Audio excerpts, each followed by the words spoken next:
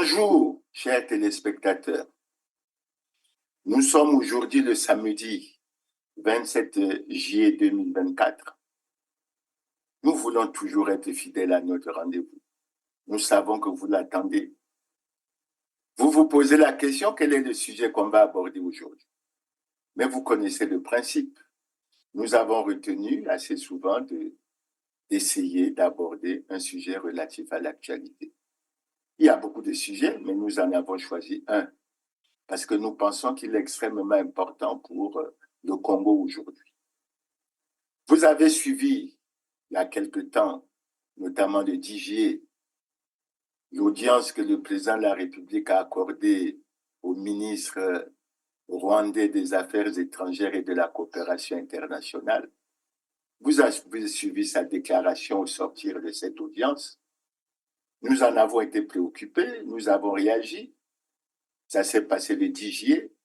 Et maintenant, il y a à peine quelques jours, je crois que ça s'est passé le lundi dernier, nous avons découvert sur les réseaux sociaux la déclaration qui a été faite par l'ambassadeur rwandais Théoneste Mutsinda Shyaka sur toujours le problème des accords, de la coopération entre le Congo et le Rwanda. Et lui, je considère que c'est une pièce centrale. Et vous allez voir, à travers les développements que nous allons faire, pourquoi nous le considérons comme une pièce centrale. Mais je crois que nous avons pensé aborder cette affaire en nous disant rebondissement de l'affaire sur la cession ou la vente des terres au Rwanda. Vous parlez un peu de la coopération entre le Congo et le Rwanda. Donc, pour parler de ça, je vais revenir à ce que je vous ai dit. Le 10 juillet, le ministre rwandais des Affaires étrangères et de la coopération internationale a eu une audience auprès du chef de l'État congolais.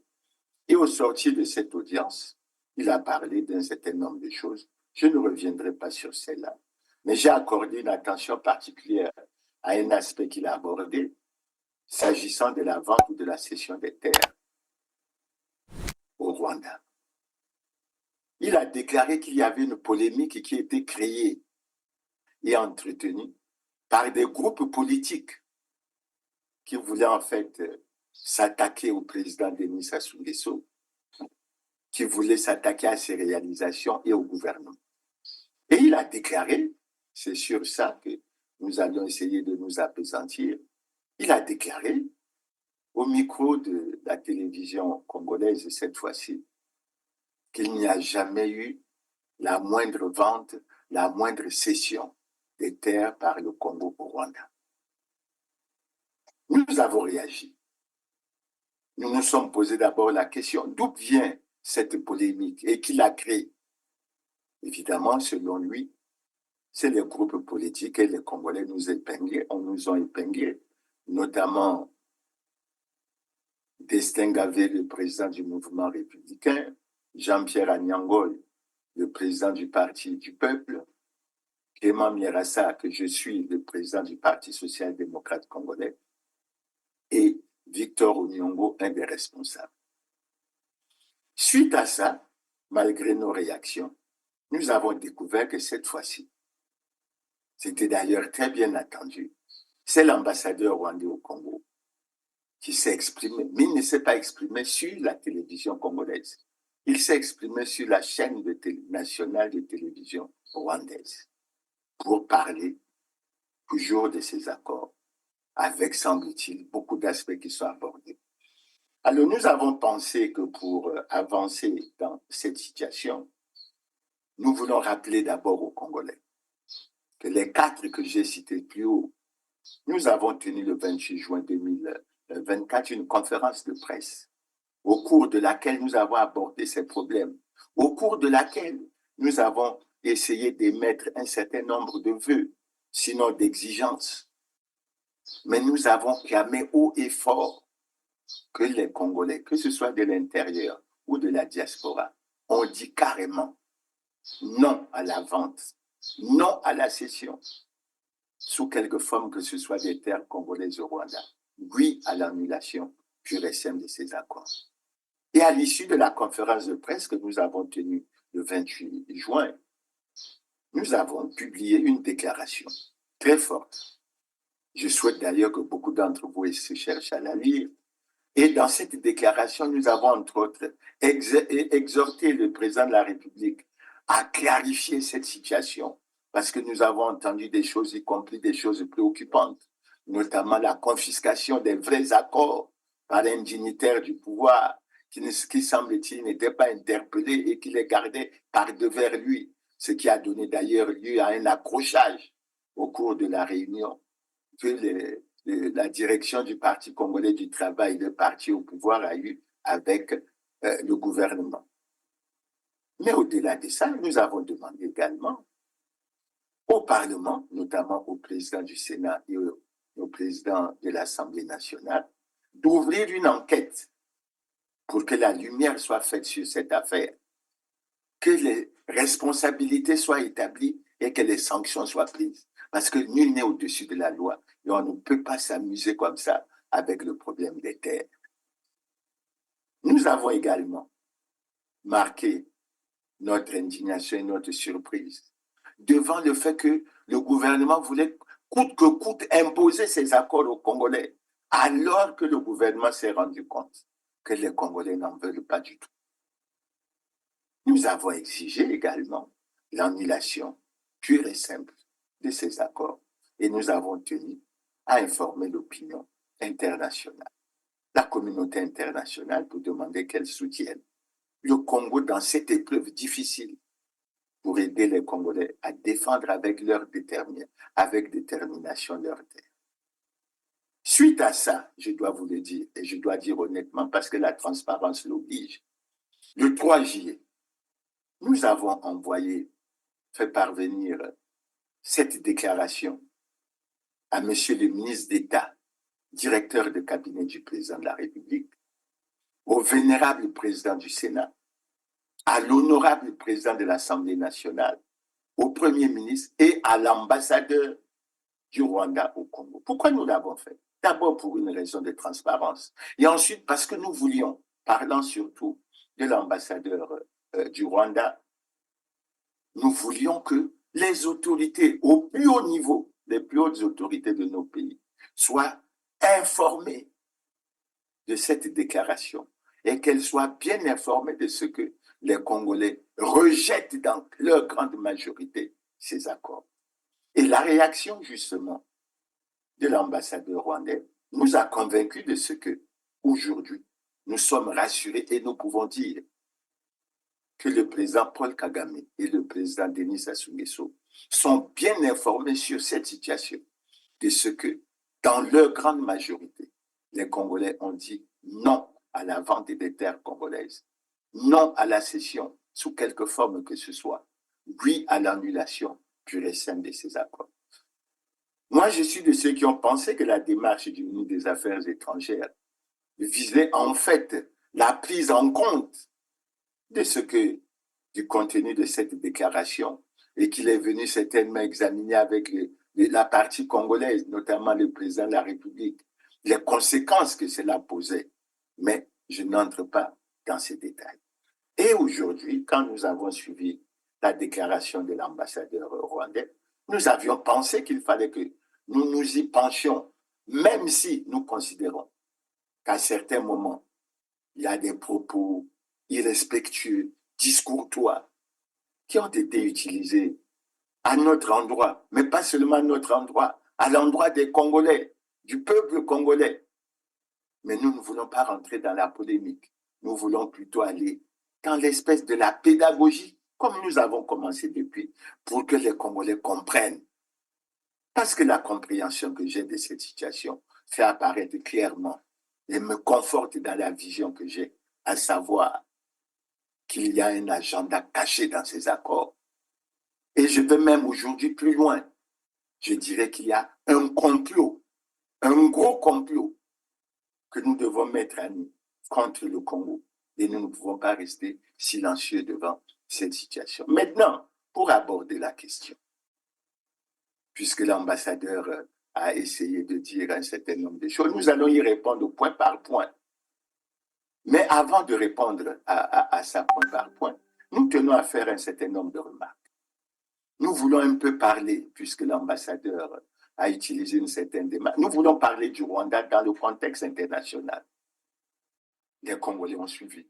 Tout le monde a suivi, le monde entier a suivi que le Rwanda a signé un accord avec le Royaume-Uni pour recevoir les migrants, sinon les demandeurs d'asile.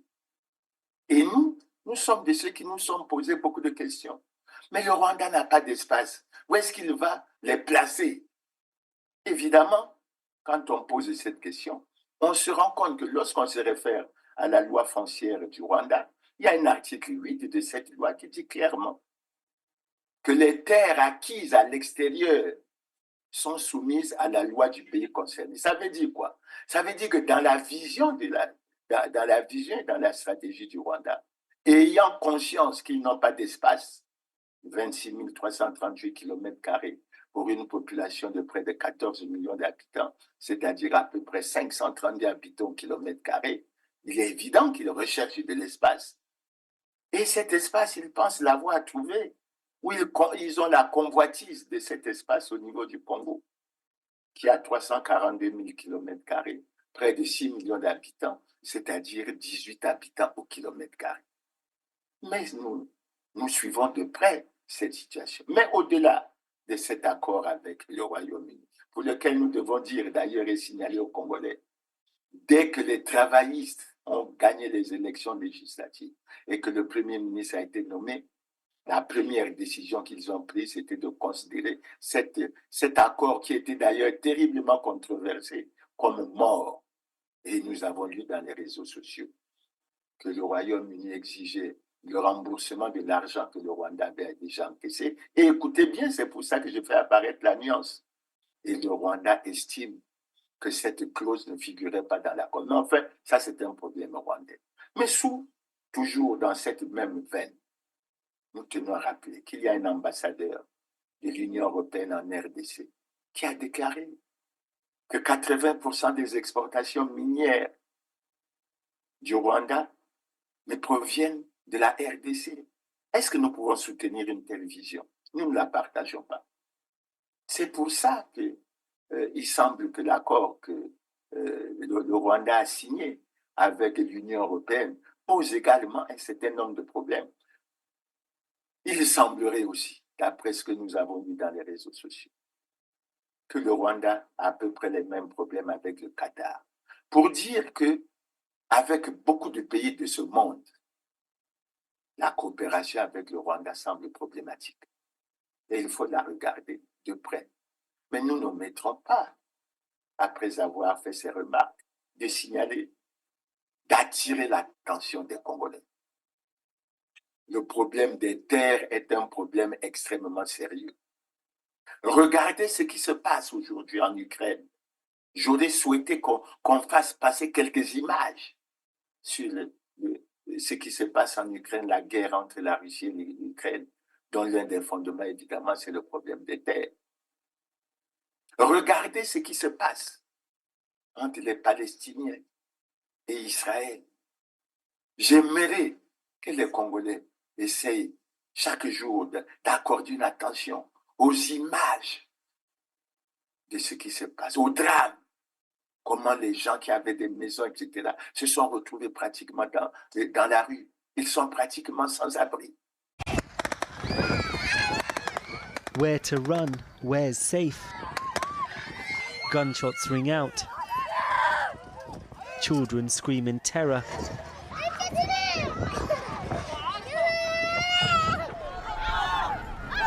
There's chaos, panic.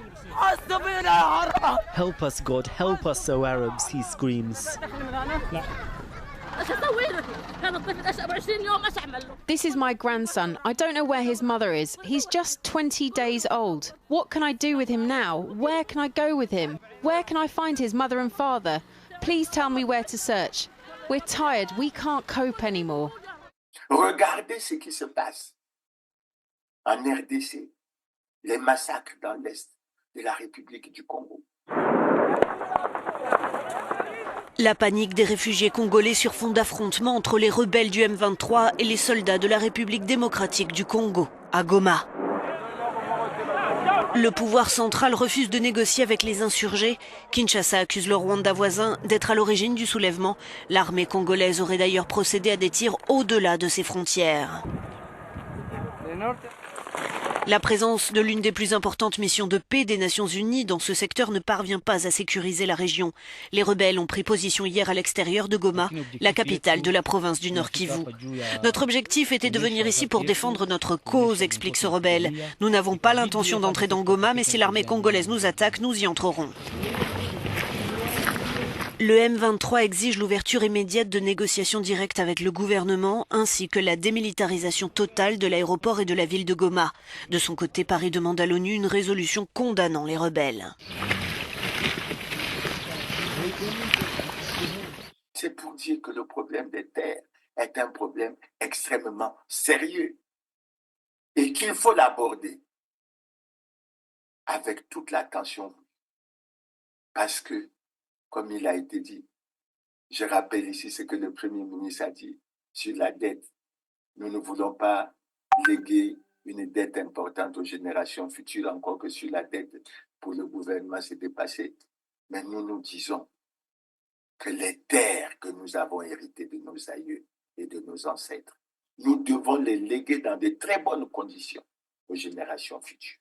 Et c'est pour ça que nous accordons une attention toute particulière à ce problème. Maintenant, je vais essayer de regarder point par point, et je m'y suis préparé, la déclaration de l'ambassadeur rwandais, pour qu'on ne se perde pas.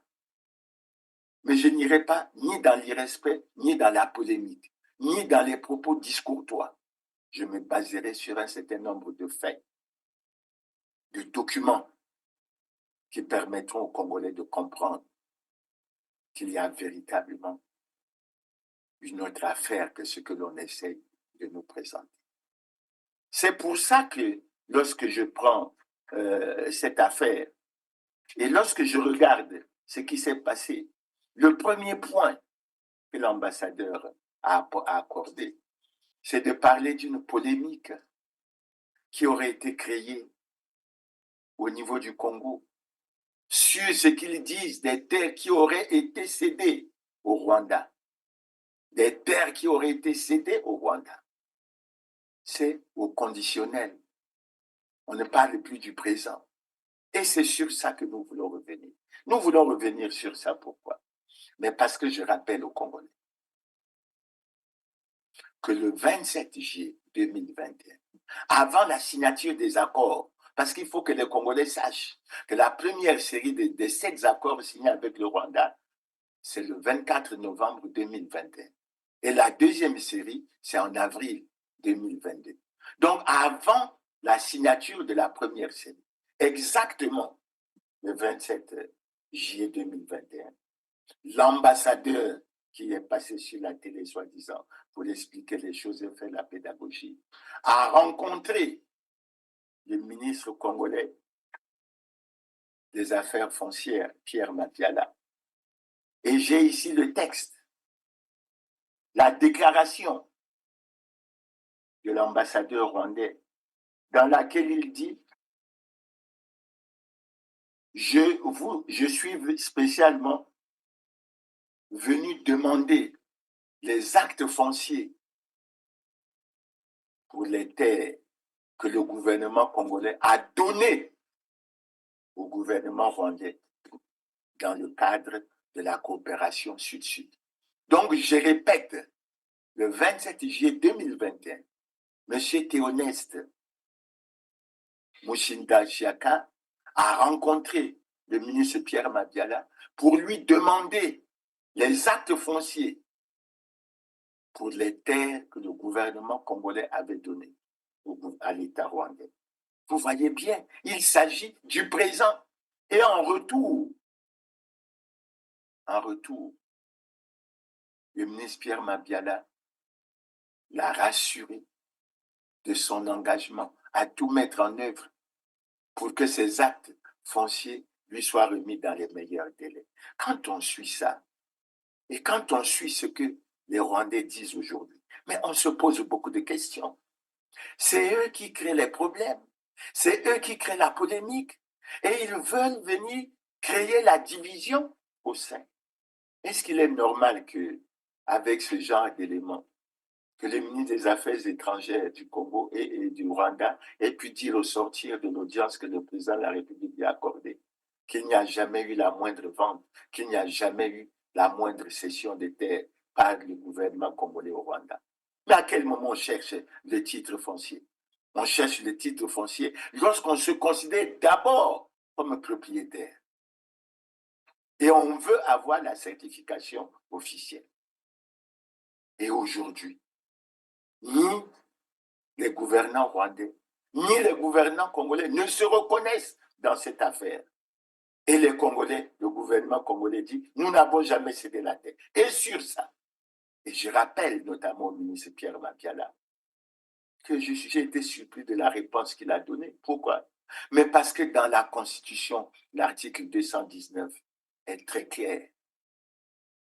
Nulle cession, nulle adjonction, nul échange, nulle adjonction du territoire national n'est valable sans le consentement du peuple congolais appelé à se prononcer par voie de référendum. Et ce que je vous dis, c'est repris. Le document que j'ai devant moi, que je vous présente, il est tiré du site officiel de l'ambassade du Rwanda. C'est là où je me pose la question. Que veulent les Rwandais à travers cette coopération avec le Congo? Que veulent-ils? A-t-on, oui ou non, la preuve qu'il y a un agenda caché? Mais cette information, elle n'est pas seulement ressortie dans le site officiel du Rwanda. Elle est ressortie dans le journal en ligne, Les Échos de Brazzaville, où cette fois-ci, au niveau de sa réponse, Pierre Mabiala a dit « Je présenterai ce dossier au Conseil des ministres ». Ça veut dire quoi? Ça veut dire que depuis le 27 juillet 2021, le président de la République et le premier ministre Anatole Koline-Makosso, qui a été nommé le 21 juin 2022, sont bien informés de cette situation. Et ce que Koline-Makosso a fait à travers sa communication avec Thierry Mungala et avec Pierre Mabiala, en évitant de parler de cette... C'est ça le vrai problème de fond.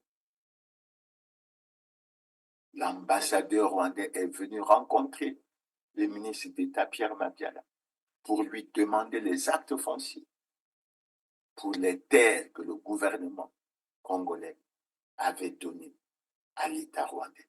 C'est clair comme l'eau de source. Et à mon avis, ça ne pose aucun problème. J'irai même plus loin, je peux vous présenter un autre document. C'est le document du site Sacer Info qui avait titré, et je vous le montre,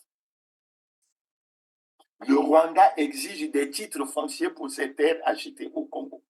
Et cet article est du 5 septembre 2021, c'est-à-dire 2 mois avant la signature des accords.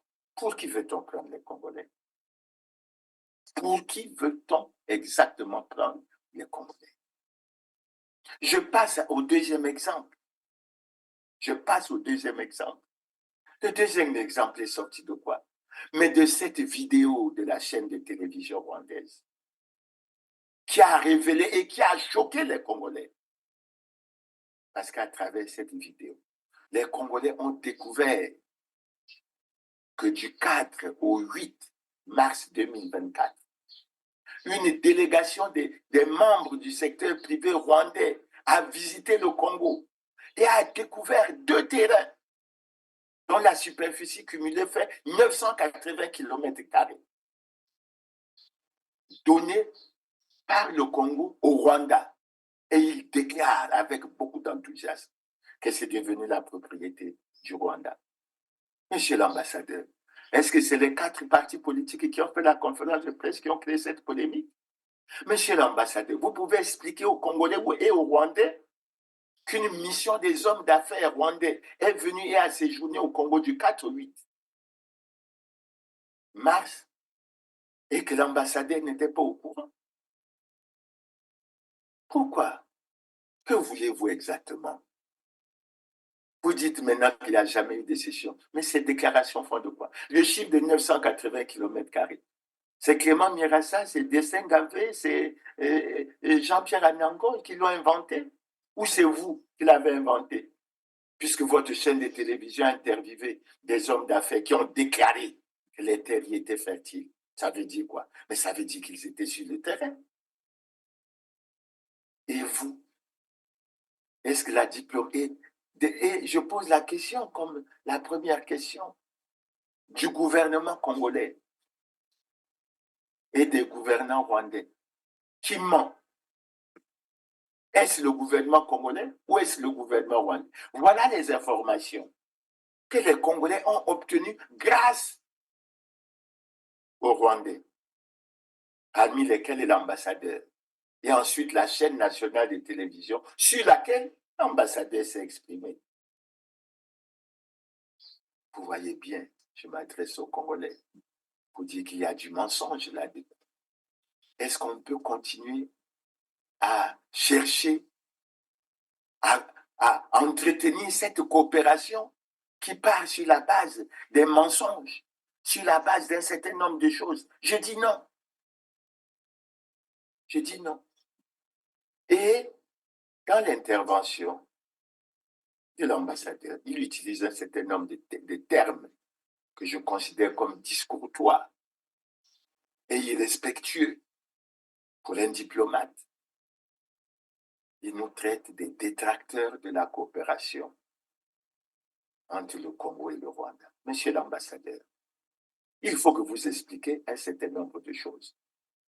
Lorsqu'il y a eu le génocide au Rwanda, je ne veux pas revenir sur cette page de l'histoire de ce pays, mais je tiens à vous dire que le Congo a accueilli plus de 12 000 Rwandais sur son territoire. Beaucoup y ont acquis le statut de réfugié. Ils l'ont perdu en 2017. Et lorsqu'ils l'ont perdu, beaucoup d'entre eux, plus de 8 000, ont refusé de regagner le Rwanda, quand bien même la proposition leur a été faite. Et certains d'entre eux ont acquis la nationalité congolaise.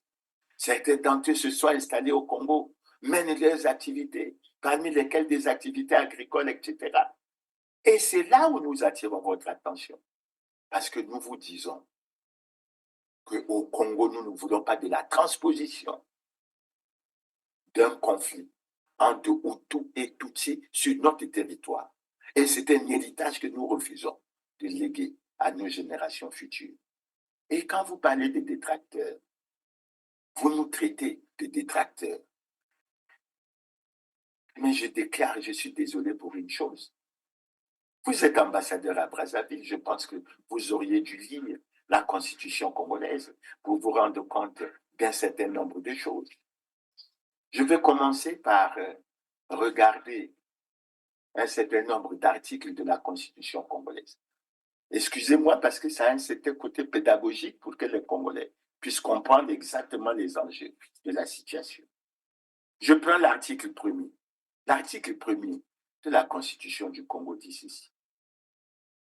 La République du Congo est un État de droit, souverain, unitaire et indivisible, décentralisé, laïque et démocratique.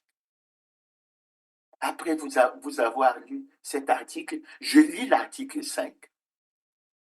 La souveraineté nationale appartient au peuple, qui l'exerce au moyen du suffrage universel par ses représentants, élus ou par voie de référendum. Aucune fraction du peuple, aucun corps de l'État et aucun individu ne peut s'en attribuer l'exercice. Monsieur l'ambassadeur, pourquoi cette ingérence dans les affaires congolaises? Avec des propos que je considère comme discourtois inacceptables. Mais je n'insisterai pas sur ces propos. Ils sont les vôtres. C'est à vous de les assumer. Mais je tiens à relever que ce n'est pas du tout sérieux qu'on ait pu vivre cette situation.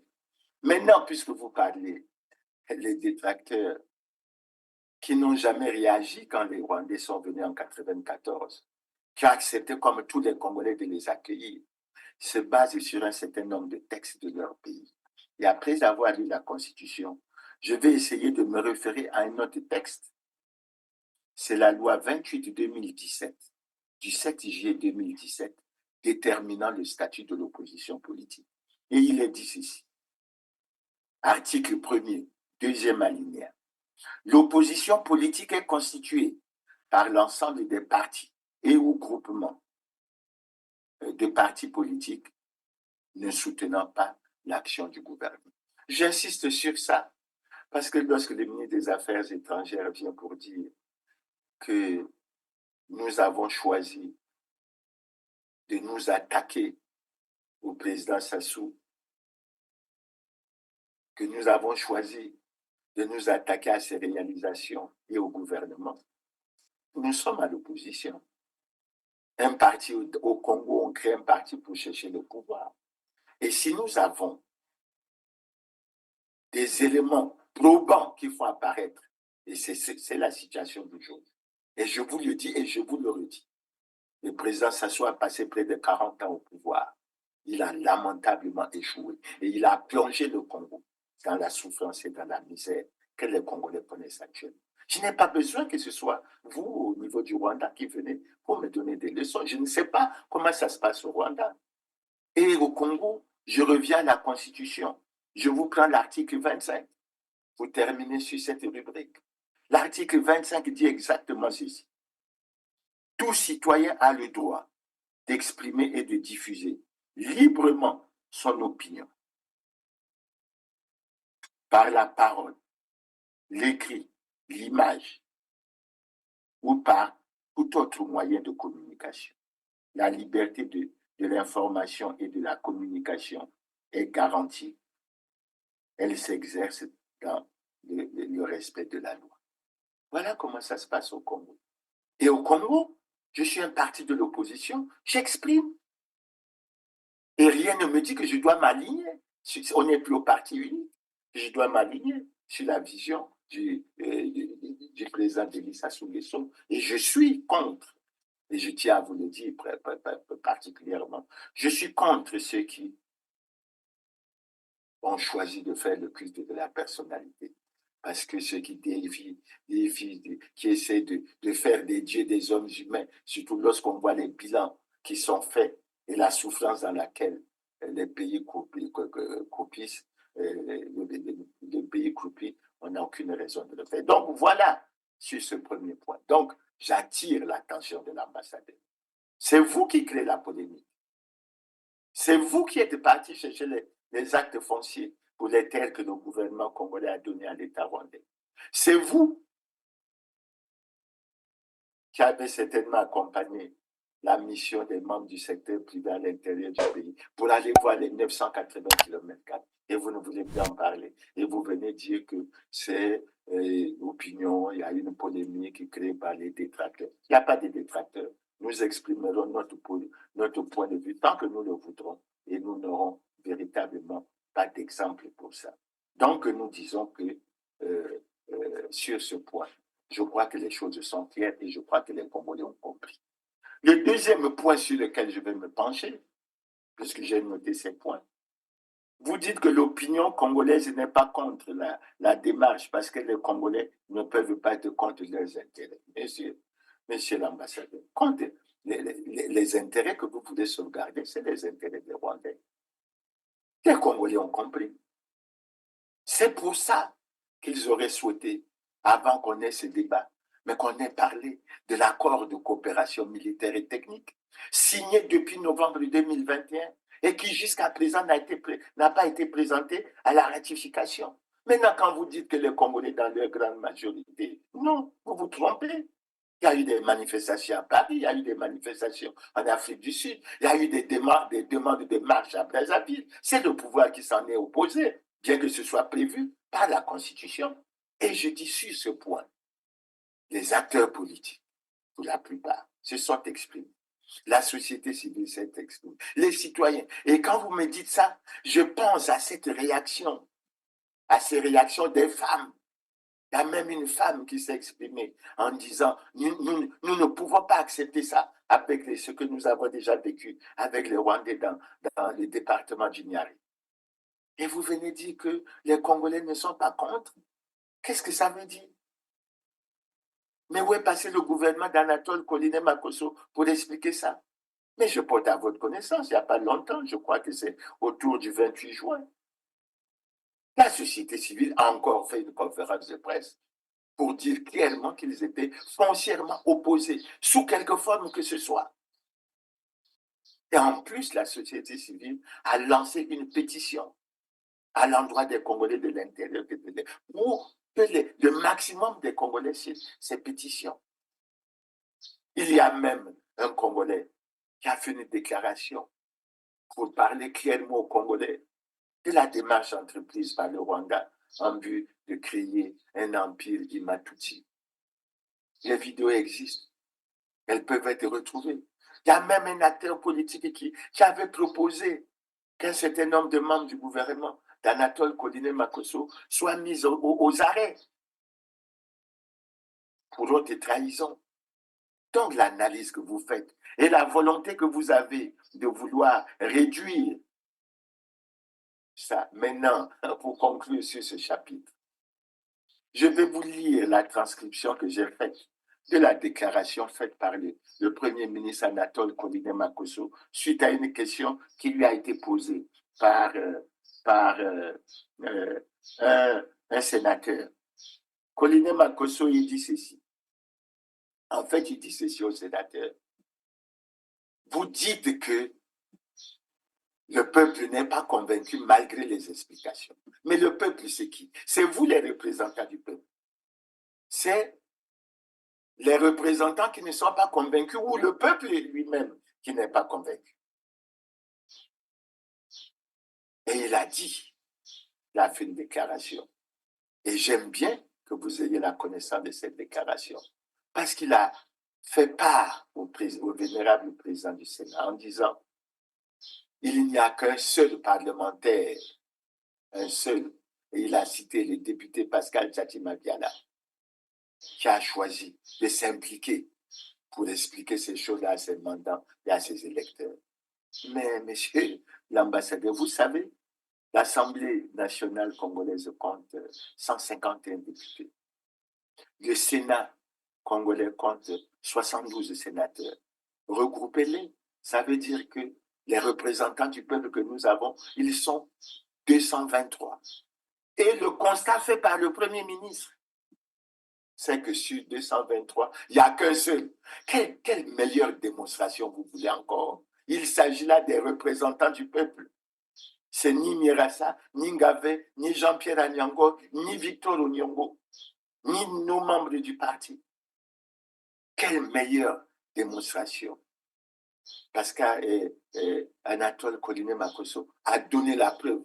Et je peux vous dire que depuis d'ailleurs cette rencontre entre les membres du gouvernement et du Sénat, je n'ai plus entendu parler ni Anatole Colinet Makosso, ni Thierry Mungala, ni Pierre Mabiala, parce qu'ils étaient 3 sur les 38 ministres que compte ce gouvernement, à essayer de donner des explications. Ils se sont tus. Et les Congolais ont cru qu'ils ont compris que les Congolais ont catégoriquement rejeté ces accords. Mais je suis surpris que vous venez dire que c'est être contre les intérêts des Congolais. Non. Et nous allons venir à la suite. Le troisième élément, vous dites que ces opposants ont intoxiqué la population en leur donnant des informations qui ne sont pas correctes. Ils ont désorienté la population. Monsieur l'ambassadeur, quelle est l'information correcte que nous avons donnée à nos populations? C'est celle de 26 600 km² pour la superficie de la cuvette ouest. C'est celle de ce que la Bwenza couvre 12 265 km² et qu'elle a une densité humaine de 30 habitants au km². C'est de dire que le Niari et le Poul ont chacun une densité variant entre 11 et 13 habitants au km². C'est de dire que le Rwanda, à 26 338 km², a une population de près de 14 000 habitants et une densité humaine de près de 530 habitants. Quelle est l'information qui est fausse? Il faut que vous la précisez, cette fausse information. Nous nous efforçons à être dans la clarté, dans la transparence. Et nous nous efforçons à donner les bonnes informations aux Congolais. Et les Congolais sont libres de nous rectifier si d'aventure il y avait quelque chose qui n'allait pas. Le point suivant, vous vous êtes permis de dire, vous allez expliquer et faire la pédagogie. Vous voulez faire la pédagogie? Mais commencez par expliquer aux Congolais ce qui s'est passé le 27 juillet 2021. C'est vous qui avez introduit ce problème. C'est vous qui êtes parti voir le ministre Pierre Mabiala pour demander des actes fonciers pour des terres que le gouvernement congolais aurait donné à l'État, a donné à l'État rwandais. C'est à vous de faire la pédagogie. Et les Congolais attendent ça. C'est la chaîne de télévision rwandaise qui a annoncé qu'une délégation rwandaise s'est rendue au Congo et qu'elle a découvert 2 sites dont la superficie cumulée fait 980 km² et qui appartiennent désormais au Rwanda. Est-ce que c'est Clément Mierassa qui l'a dit? Mais faites la pédagogie. Et quand on se tourne vers le gouvernement congolais dit « Nous n'avons jamais cédé des terres, on n'a jamais vendu les terres » du gouvernement congolais et du gouvernement rwandais. Qui ment? Est-ce que les Congolais peuvent soutenir une coopération qui est basée sur des mensonges et sur probablement un agenda caché? Moi, je dis non. Je dis non. Maintenant, je passe au point suivant. Vous parlez de la rencontre avec les évêques, monsieur l'ambassadeur. Et quand vous parlez de la rencontre avec les évêques, vous n'allez pas jusqu'au bout. Vous parlez de la rencontre que vous avez eue avec les évêques, après que les évêques aient eu à rencontrer le Premier ministre. Ce que vous ne dites pas, c'est qu'après que les évêques aient rencontré le Premier ministre, après le tollé que ça a provoqué, parce que ce n'est pas les autres. Non, ça a été spontané. Dès qu'on a rendu compte du communiqué de la conférence épiscopale, de façon spontanée, le peuple chrétien s'est levé et a fait savoir à ses pasteurs, les excellences, nos évêques, qu'ils n'étaient pas d'accord et qu'ils ne partageaient pas ce point de vue. Tous les Congolais peuvent le témoigner. À Brazzaville, toutes les paroisses ont bougé. Mais en fait, ce que vous avez fait, c'est quoi? Excusez-moi le mot, mais vous n'avez pas été sérieux avec les évêques. Parce que quand vous dites que vous leur avez remis le décret, quel décret? Le décret sur les baux amphithéotiques ou bien le décret sur les permis d'autorisation provisoire ou je ne sais quoi? Est-ce que vous avez parlé aux évêques de votre rencontre le 27 juillet 2021, lorsque vous êtes parti voir le ministre Pierre Mabiala pour demander des actes fonciers pour les terres que le Congo avait offertes au Rwanda? Vous avez parlé de ça aux évêques? J'ai dit non. Et par la suite, qu'est-ce que nous constatons? Mais par la suite, l'archevêque de Brazzaville a profité d'une messe sur les questions de l'environnement pour préciser la position claire et nette de l'Église, en disant que nos terres, elles sont invendables et nous devons les léguer aux générations futures dans les mêmes conditions que nous les avons reçues de nos ancêtres et de nos aïeux. Les choses sont claires. Et le calme est revenu dans le milieu chrétien catholique dont j'appartiens. Et je pense que c'est à la grande satisfaction et des évêques et des chrétiens. Pourquoi vous avez voulu cacher cette information aux évêques? Et ensuite, le Premier ministre s'est rendu compte que la position des évêques est claire. Vous qui dites que c'est nous qui intoxiquons, etc. Vous voulez insinuer que c'est nous qui avons intoxiqué l'archevêque de Brazzaville? Mais c'est un manque de respect pour notre autorité religieuse. Nous ne l'accepterons pas. Et je pense que les choses doivent être suffisamment claires. Maintenant, je viens au point suivant.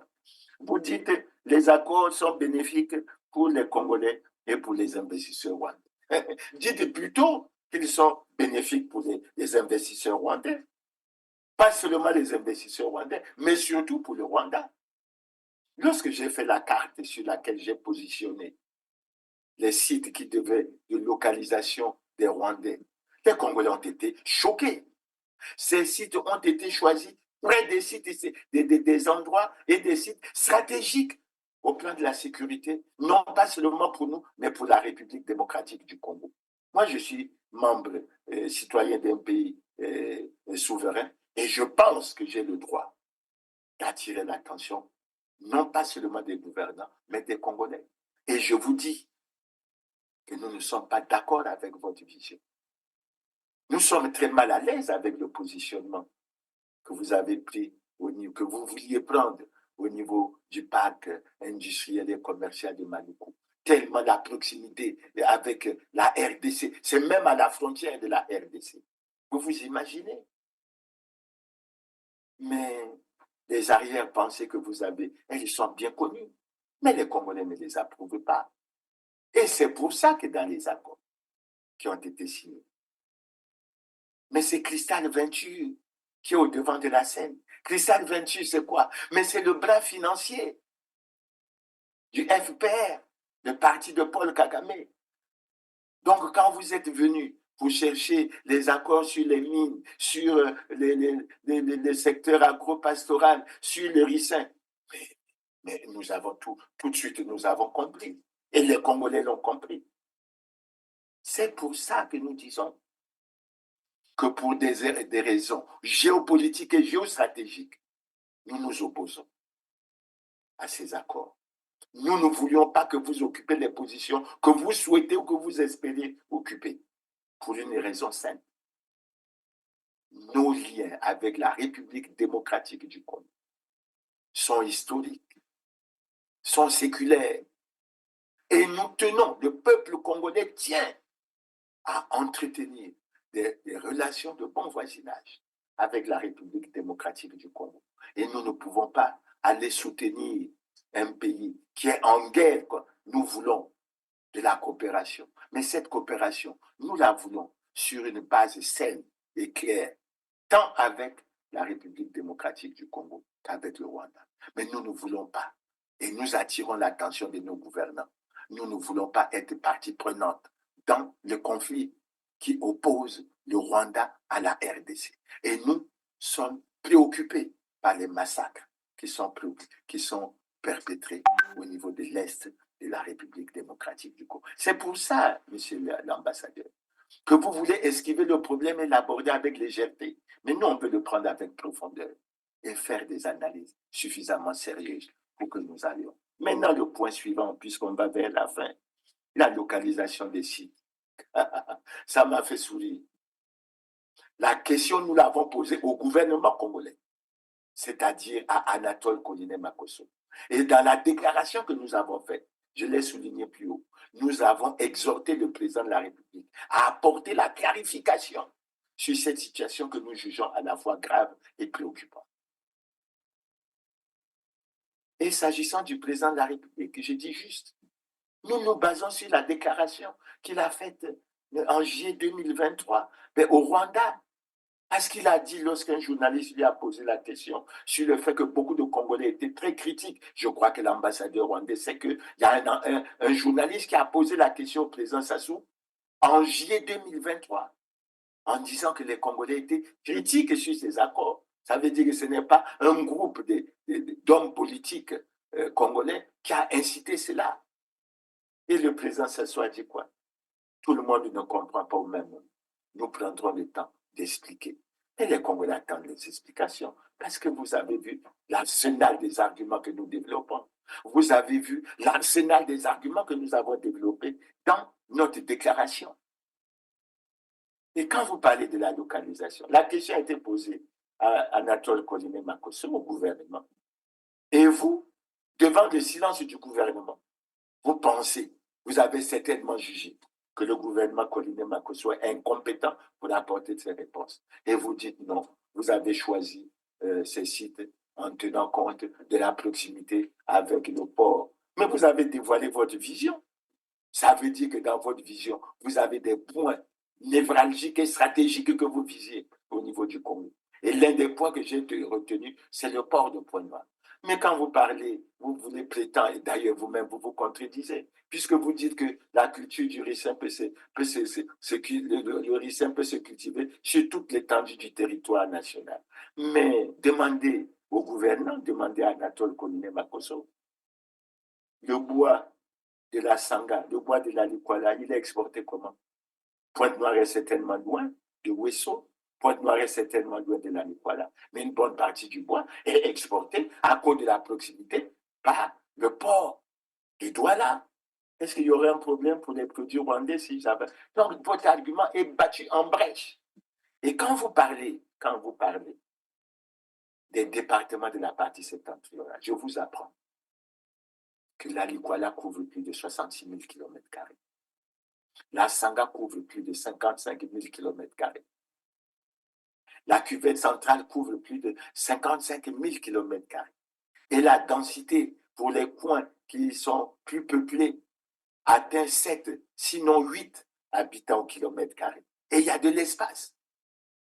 Et votre réponse n'est pas du tout convaincante. Mais ce n'est pas ça qui me préoccupe. Ce qui me préoccupe, pourquoi ce n'est pas Anatole Koliné Makosso qui apporte la réponse? Et vous savez bien qu'Anatole Koliné Makosso a constaté que sa communication, comme il a dit devant les sénateurs, n'a pas convaincu. Et aujourd'hui, il est dans le silence complet. Mais il n'a pas désarmé, parce que nous comprenons que face à l'agenda caché et aux dispositions ou aux engagements que les gouvernants ont dû prendre, ils sont comme coincés avec cet accord. Mais je dis, Anatole Koliné Makosso, regardez ce qui s'est passé lorsque l'accord entre le Royaume-Uni et le Rwanda a été rompu. Le Royaume-Uni demande au Rwanda de rembourser l'argent, même si le Rwanda résiste en disant que ce n'était pas prévu. Donc nous appelons les gouvernants congolais. Si vous avez pris l'argent des Rwandais, remboursez l'argent d'autrui. Les Congolais ne veulent pas de ça.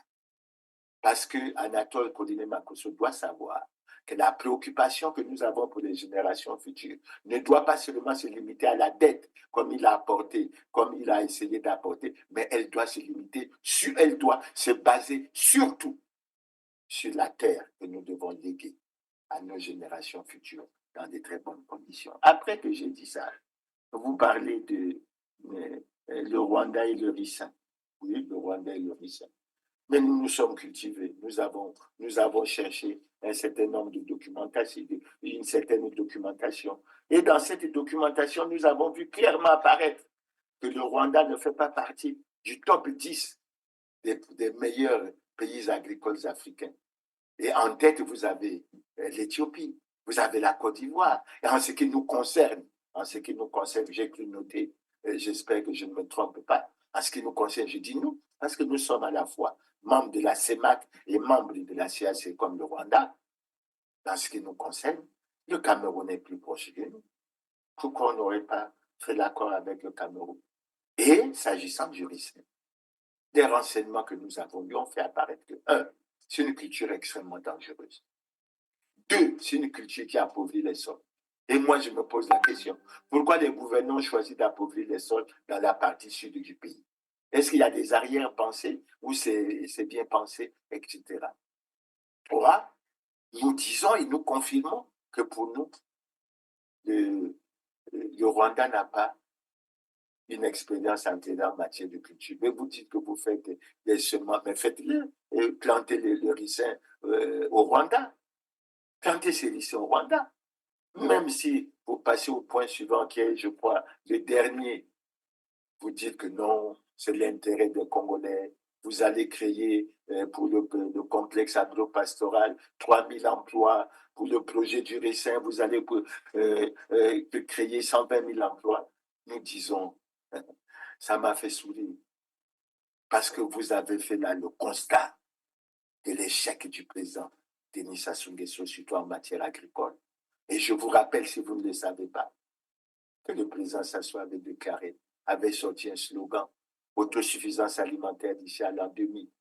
Au moment où il a sorti ce slogan, le Congo importait pour près de 120 milliards de produits alimentaires. Aujourd'hui, en 2024, le Congo importe pour plus de 700 milliards de francs CFA. Constat d'un échec cinglant.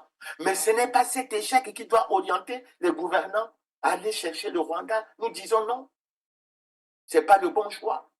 Le bon choix, c'est d'aller à la définition d'une véritable politique agricole congolaise. Politique qui doit bénéficier des moyens. Et nous avons les moyens de le faire. Et c'est là où j'interpelle Anatole Koliné-Makosso pour dire, vous parlez assez souvent de la trésorerie qui est vide, etc. Mais elle est vide, pourquoi? Certains de vos ministres parlent même du trou qui est profond. Mais il est profond, pourquoi? Mais il est profond parce qu'il y a la disparition des 14 000 milliards. Il est profond parce qu'il y a 6 Congolais qui détiennent 5 500 milliards dans les paradis fiscaux. Il est profond parce qu'il y a 160 milliards qui ont été détournés au ministère de la Santé, 25 milliards de fonds Covid qui ont été détournés. Il est profond parce qu'il y a les malversations financières au fonds de soutien à l'agriculture. Et le président de la République, Denis Sassou Nguesso lui-même, a relevé dans son message sur l'état de la nation en 2017. Il est 14 heures. Qu'on avait mis beaucoup de moyens au niveau du secteur de l'agriculture. Le Troubadour les a estimés à près de 114 milliards pour des résultats mitigés. Jusqu'à présent, le point n'est pas fait. Donc, ce que nous disons, oui, les jeunes ont besoin d'emploi, mais cette politique d'emploi ne doit pas venir mettre en cause une certaine vision de nos relations internationales, notamment avec nos relations de bon voisin. Donc voilà, Excellence, Monsieur l'ambassadeur, j'ai voulu prendre le temps et répondre point par point à un certain nombre d'aspects que vous avez soulevés. Vous aviez d'ailleurs la réponse dans la déclaration que nous avons. C'est pour ça que bien que j'ai été long, parce que pour les Congolais, je veux que les Congolais comprennent bien la situation. Je vais conclure en disant une chose. C'est dommage. Et je m'adresse à mes compatriotes. Vous voyez que ce sont les Congolais qui créent la polémique. Ils ont créé la polémique comment? Mais ce sont eux qui sont venus sortir cette affaire le 27 juillet 2021 pour parler des terres que le Congo, le gouvernement congolais avait données à l'État rwandais dans le cadre de la coopération sud-sud. Ce sont eux qui, sur leur chaîne, le 30 mars 2024, nous ont choqués en déclarant qu'ils avaient leurs membres du secteur privé avaient visité 2 sites de terrain dont la superficie cumulée fait 980 km² et qui sont devenus la propriété du Rwanda. Ce n'est pas Clément Mirassa, ce n'est pas Destin Gavé. Et maintenant, vous voyez la subtilité qui nous conforte dans la vision que nous avons pour dire qu'il faut annuler purement et simplement les accords avec le Rwanda. Vous voyez la subtilité. Maintenant, ils viennent pour déclarer, au sortir de chez le président, qu'il n'a jamais été question de vente ou de cession de terres. Mais ce dont on a parlé le 27 juillet ou le 30 mars, c'est qui? Mais les terres, si elles vous ont été données, si vous avez fait une visite au Congo, c'est les gouverneurs congolais. Et nous venons pour conclure en disant, Monsieur l'ambassadeur, nous aurions pu être choqués par les propos que vous avez tenus à notre endroit. Mais le problème est tellement important que nous tenons à apporter l'éclairage au peuple congolais. Et dans cet éclairage, nous voulons insister aux Congolais pour dire le Congo ne servira pas de terre pour que le Rwanda se serve de nos terres pour financer la guerre que le Rwanda mène contre la RDC et pour continuer à perpétrer les massacres dans l'Est de la République démocratique du Congo. Nous n'avons pas de problème avec le peuple rwandais. La preuve, en 1994, quand il y a eu le génocide au Rwanda, nous les avons accueillis. Quand ils ont perdu leur statut de réfugié en 2017, ceux qui ont voulu rentrer au Rwanda, ils sont rentrés, mais ils n'étaient pas nombreux à vouloir rentrer. La majorité a tenu à rester au Congo. Certains d'entre eux ont maintenant la nationalité congolaise. Nous n'avons pas de problème. Et venir parler de détracteurs de la coopération, on dit non, mais nous n'accepterons pas l'agenda caché. Et cet agenda est caché parce que les Congolais sont maintenant bien avertis, surtout après qu'ils ont appris que ces fameux accords étaient gardés par une seule personnalité congolaise et qu'on ne voulait pas les mettre à la disposition des Congolais. Donc, chers compatriotes, nous avons fait ce long développement pour vous dire qu'après ça, nous sommes confortés dans notre position, qui est de dire non à la vente des terres congolaises. Non à la cession des terres congolaises, sous quelque forme que ce soit, au Rwanda. Oui à l'annulation pure et simple de tous ces accords. Et j'attire l'attention des Congolais pour qu'ils accordent une attention particulière aux images de guerre. Ce qui se passe à Gaza aujourd'hui nous interpelle tous. Ce qui se passe aujourd'hui entre l'Ukraine et la Russie nous interpelle tous. Ce qui se passe à l'est de la République démocratique du Congo nous interpelle tous. Nous n'avons pas le droit de nous tromper et de faire l'erreur de mettre nos générations futures en danger. Il faut que nous léguons aux générations futures les terres que nous avons reçues de nos ancêtres et nos aïeux dans les meilleures conditions possibles, qu'ils en jouissent et qu'ils fassent tout pour développer ce pays. C'est sûr, ces propos, j'ai été très long, mais je pense que le sujet en valait la peine et il fallait clarifier un certain nombre de positions. Merci, chers téléspectateurs. Nous vous donnons rendez-vous à la prochaine rencontre. Je ne pense pas me tromper en disant que ce sera le 3 août et je pense que nous nous retrouverons et développerons un très bon sujet. Merci de votre aimable attention et à la prochaine rencontre.